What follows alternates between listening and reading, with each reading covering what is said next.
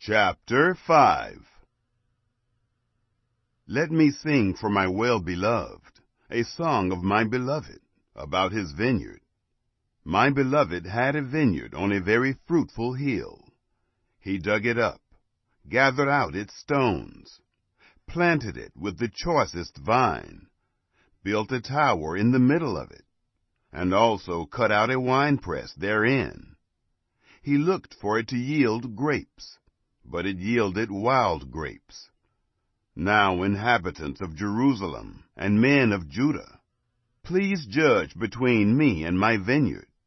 What could have been done more to my vineyard that I have not done in it? Why, when I looked for it to yield grapes, did it yield wild grapes? Now I will tell you what I will do to my vineyard. I will take away its hedge, and it will be eaten up. I will break down its wall, and it will be trampled down.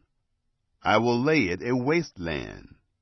It won't be pruned nor hoed, but it will grow briars and thorns. I will also command the clouds that they rain no rain on it. For the vineyard of Yahweh of armies is the house of Israel, and the men of Judah his pleasant plant. And he looked for justice, but, behold, oppression; for righteousness, but, behold, a cry of distress.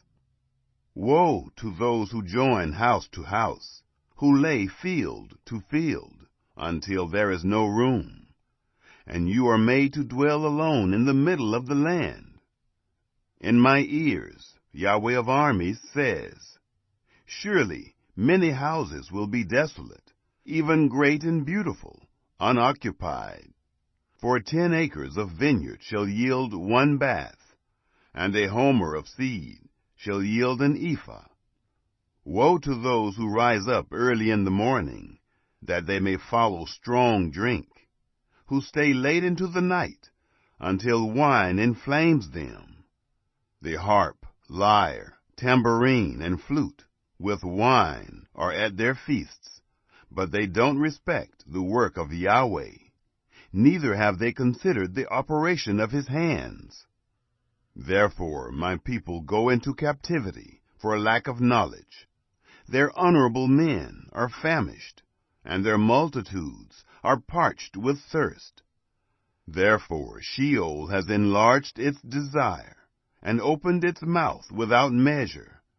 And their glory, their multitude, their pomp, and he who rejoices among them, descend into it. So man is brought low, mankind is humbled, and the eyes of the arrogant ones are humbled. But Yahweh of armies is exalted in justice, and God, the Holy One, is sanctified in righteousness. Then the lambs will graze as in their pasture, and strangers will eat the ruins of the rich. Woe to those who draw iniquity with cords of falsehood, and wickedness as with cart rope, who say, let him make speed, let him hasten his work, that we may see it, and let the counsel of the Holy One of Israel draw near and come, that we may know it. Woe to those who call evil good, and good evil, who put darkness for light, and light for darkness, who put bitter for sweet, and sweet for bitter. Woe to those who are wise in their own eyes, and prudent in their own sight. Woe to those who are mighty to drink wine, and champions at mixing strong drink, who acquit the guilty for a bribe, but deny justice for the innocent. Therefore, as the tongue of fire devours the stubble, and as the dry grass sinks down in the flame, so their root shall be as rottenness, and their blossom shall go up as dust, because they have rejected the law of Yahweh of armies, and despised the word of the Holy One of Israel. Therefore Yahweh's anger burns against his people, and he has stretched out his hand against them, and has struck them. The mountains tremble, and their dead bodies are as refuse in the middle of the streets. For all this, his anger is not turned away, but his hand is still stretched out.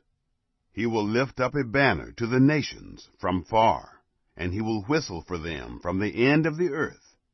Behold, they will come speedily and swiftly. No one shall be weary, nor stumble among them. No one shall slumber, nor sleep. Neither shall the belt of their waist be untied, nor the strap of their sandals be broken. Whose arrows are sharp, and all their bows bent. Their horses' hoofs will be like flint, and their wheels like a whirlwind. Their roaring will be like a lioness. They will roar like young lions. Yes, they shall roar, and seize their prey, and carry it off. And there will be no one to deliver. They will roar against them in that day, like the roaring of the sea. If one looks to the land, behold, darkness and distress. The light is darkened in its clouds.